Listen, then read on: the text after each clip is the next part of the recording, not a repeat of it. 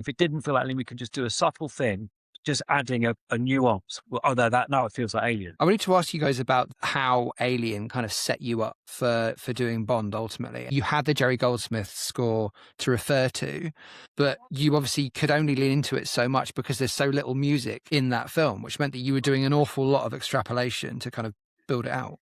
It's not even extrapolation. It's not extrapolation. And that is, you're right. That is the two things. It's the feeling. Like, so you watch Alien, you listen to the music, it gives you an atmosphere and a feeling. That is what Creative Assembly made for Sebastopol and for the story there, which there aren't any bits of it that were in that film. They took that feeling, they took that aesthetic, and then they made a new story out of it. And we did exactly the same process with the music. But mostly the feeling, mostly the combination of the sound, the treatment, the instruments, the kind of the lo-fi-ness of it. It was the flight score.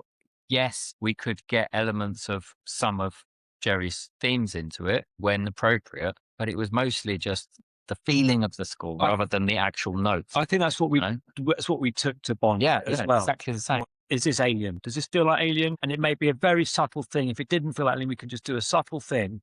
And Alexis is very good at just adding a nuance. Well, oh, no, now it feels like Alien. And I think we took that into a game which is much longer than a film, and just go, oh, does that feel like Bond, and having a certain the same as Bond? There's most of the score on Bond that we did doesn't have the Bond theme in it. Yeah, it doesn't have specifically music from specifically parts of the themes that people know. It's just it's in that, and it's not even there's plenty of parts of it aren't orchestral as well, but it just has that feeling. It's really impossible to talk about. But doing Alien, we'd learned that. We'd learned exactly. Yeah. So we'd learned about that, and we'd learned about how to be creative with existing themes, how to weave them in and still make it feel like your own thing. And